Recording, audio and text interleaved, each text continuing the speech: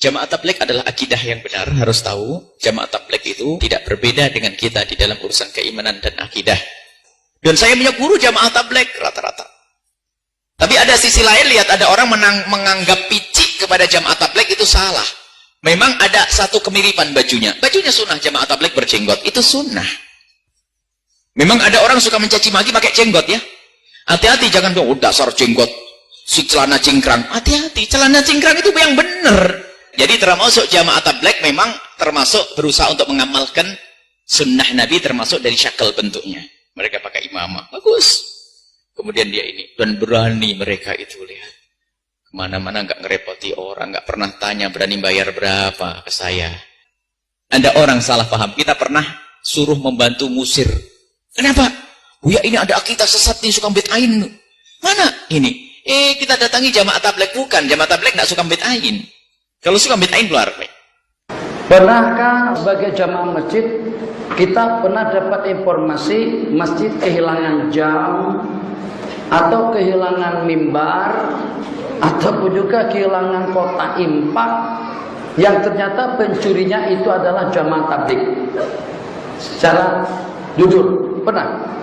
Tidak pernah kita dengar yang semacam itu. Justru mereka menjadi wakil-wakil kita untuk mengibarahkan masjid yang pada saat dengan kita sibuk dengan urusan kita masing-masing, ternyata dengan mereka sudah berada di rumah Allah Jalla wa'ala. Mereka sudah menjadi wakil kepada kita untuk mengimarahkan rumah Allah Jalla wa'ala. Tidak dijemput, tidak diundang, tidak dibayar. Ternyata dengan kehadiran daripada mereka, secara tidak langsung kita terutang jasa dengan mereka-mereka. Kenapa?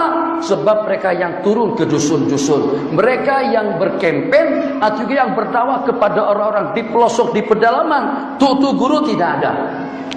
Secara jujur, bukan kiai pondok, bukan pensyarah, bukan profesor, bukan dekan, bukan juga rektor yang pergi ke kampung-kampung dan ke desa-desa untuk mengajak orang ramai kembali kepada Allah Jalla wa'ala. Itu dalam berapa banyak markas-markas Islam yang ada di negara Eropa atau di Eropa, daripada gereja menjadi kepada masjid, usaha dakwah daripada jamaah tabligh, daripada kafir samsing nih dengan tatunya di sini, ternyata menjadi orang yang dekat kepada Allah Jalla wa'ala. Bahkan dengan keyakinan yang sulit untuk kita menjadi tandingannya. Berpuluh-puluh tahun kita sembahyang, tapi keyakinan kita masih belum mantap. Baru sebulan dia masuk tabligh, Masya Allah tabarakallah, sudah boleh merintih-rintih di hadapan Allah. Ya Rahman Rahim, Ya Hayyu Ya Qayyum. Setetes air mata yang menetes daripada mata mereka tadi itu mampu untuk membackup kawasan kita daripada bala dan juga daripada malapetaka. Kenapa IJK?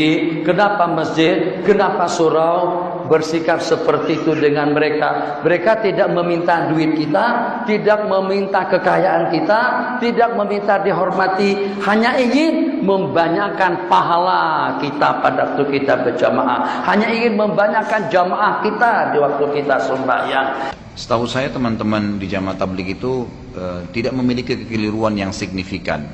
Artinya apa yang mereka lakukan positif saja. Mengetuk rumah orang untuk mengajak ke masjid itu hal yang biasa. Itu tidak ada pelanggaran di situ.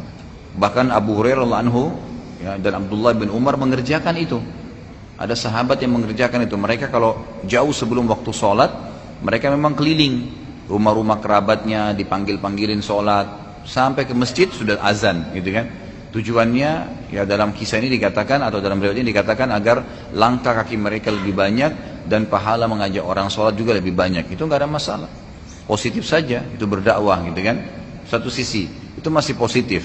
Kemudian mengajak orang ke masjid, berkumpul, menghadiri pengajian, itu juga masih positif, halaqal ilm, gitu kan?